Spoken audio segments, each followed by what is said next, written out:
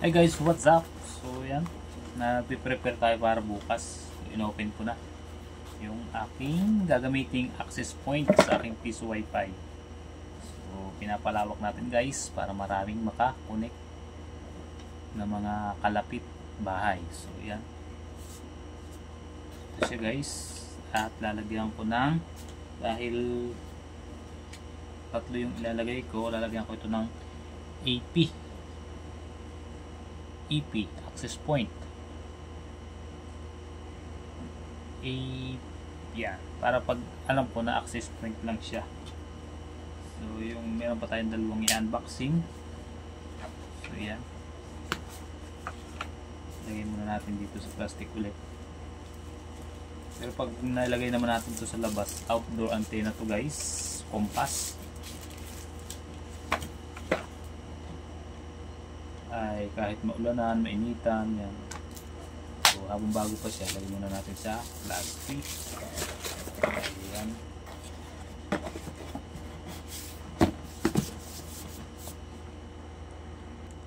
Ito pa guys yung isang access point.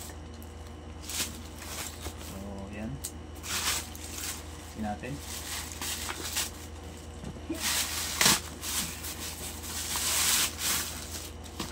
Access point.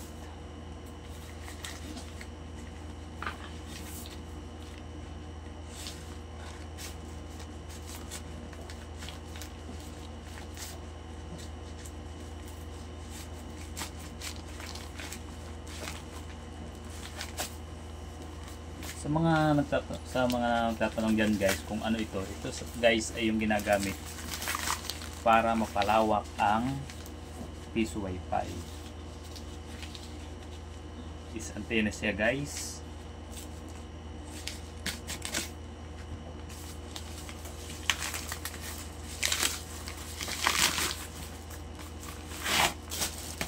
Yan.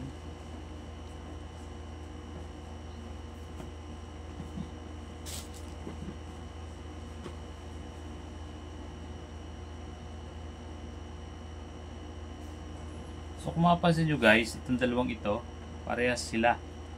Ito, parehas sila. Ayan.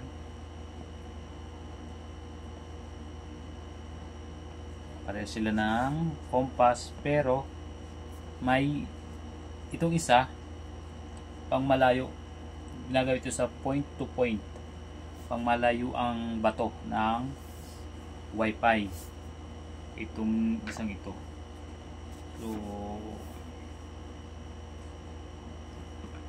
medyo pricey itong isang ito.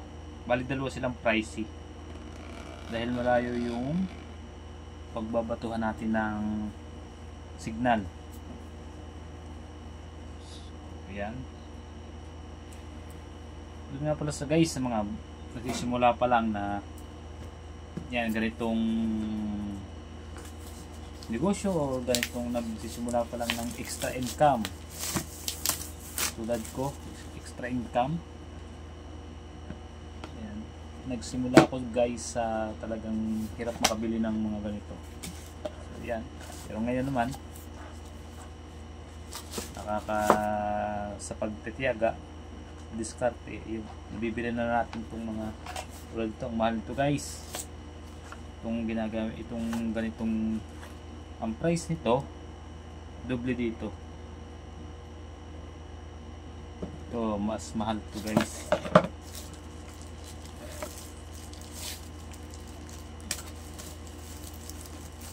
Bukas natin i-config.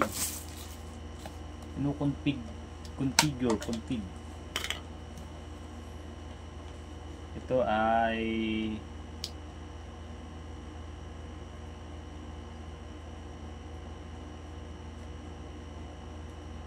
ito yung sender.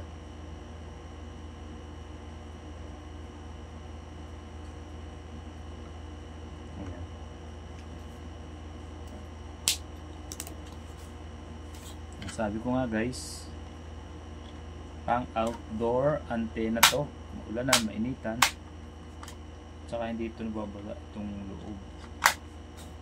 Yan. Habang okay pa siya, maganda, lagay muna uli natin sa plastic. Bukas gagamitin na to. meron ng lagayan ng antena, yung mahabang kawayan.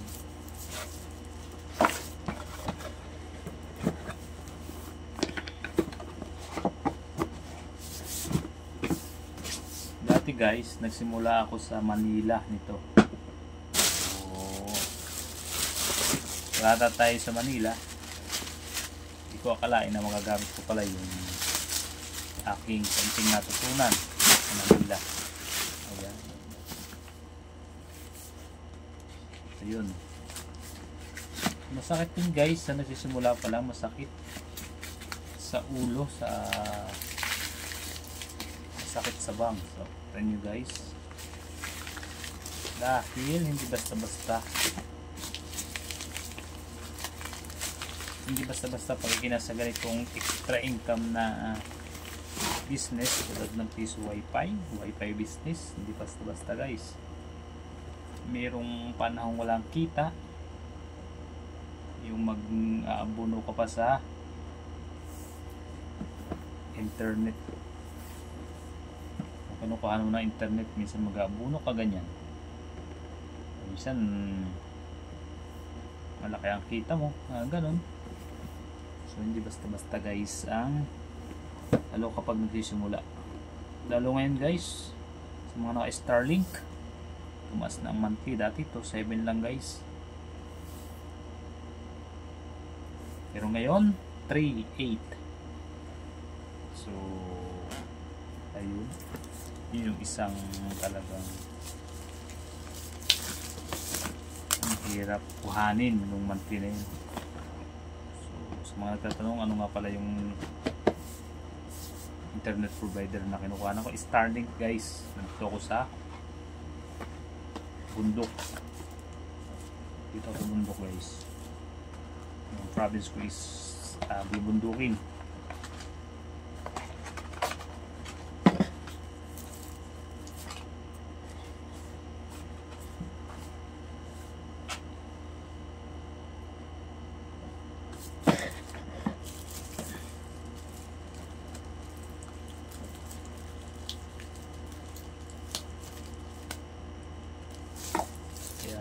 Ayun guys, kailangan sumugal kapag nagninegosyo.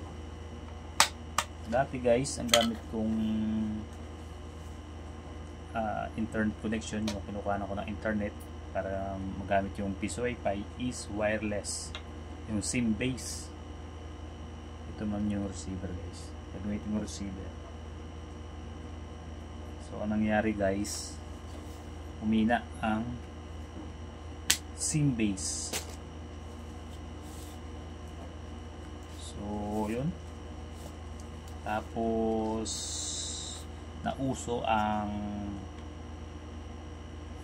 yung Starlink, tapos nag-refurbish yung mura. Nakuha ko lang siya ng 14,000, hanap din ng 15. Yung refurbish case yung mga nasira, tapos binili kay Starlink, and then ginawa na Starlink, then binenta ulit. Dahil ito yata, pagkakaalam ko is 27, I don't know, mas mahal ito, nasa 20 plus ang brand nyo ng Starlink. So hanggang ngayon okay naman, 1 year mahigit na yung refurbish ko. So nakatipid na ako doon, malaki ding pera. Tapos ito tulad nito, itong isa nito nasa 2.5 plus, yung dalawa 2.5,000, tapos ito nasa 1.7, itong AP. Pare-pareha siya pero magkakaiba siya ng price, dahil ito pang AP, ito na lang pwede din pang AP, pero ito pang point to point, malayo ang bato. Ayan. So yung iba gaya ng aking napagdaanan, minsan hindi nga alam nila kung ano ba yung AP, ano ba yung ano mga tawag, kaya talagang masakit sa ulo pag nag-uumpisa. So isinugal ko guys, ang dami kong modem tulad nung sa same base ko. So magkano isa nyo, mga Black Mamba is mga 7,000 plus mga wire pa. So laki ng aking nagastos guys. So hanggang ngayon naman talagang lumalaban pa rin to. Kung tumigil ako, eh hindi ko maaabot yung mga ganitong style ng pagpapalawak ng pag-upgrade ng piso wifi. So may bago naman ngayon ay yung pwede namang walang piso wifi, yung voucher. So para sa akin, dahil marami naman akong naunang mga piso wifi sa Manila na dinala ko dito, kaya naka piso wifi ako guys. So nasa inyo na yun kung voucher ang yung walang piso wifi ang inyo gagamitin o yung piso wifi. Pwedeng voucher tayo kung walang hinuhulugan. So nasa inyo na yun guys. So ako prepare ko yung may hinuhulugan para hindi na tayo maniningil dalawa sa bayaran. Pero maningil guys. So yan, bukas prepare na tayo. Tapos may mga wireless, mga ano pa tayo, yung RJ45. So 100 meters yun, dalawa. Taas guys, yung mataas yung antena na pagkakapitan ko ng antena yon is yung kawayang mahaba, isang tibuhos guys. So yun lang guys, bye bye.